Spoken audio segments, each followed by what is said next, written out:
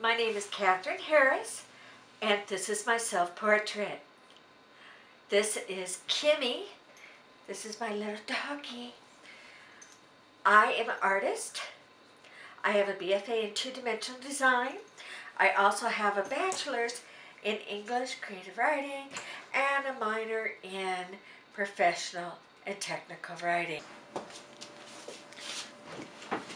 Hi!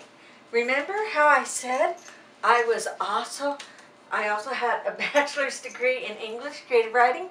That means I'm also a writer. So I wanted to show you what I look like when I'm writing. So that means I'll have to put the dog down. Kimmy, I'll put you down. There we go. There we go, Kimmy. This is me, and I'm on my computer, and I'm writing. This is me being really upset. I've been crying. Look at my face, how sad it is. I am really, really sad.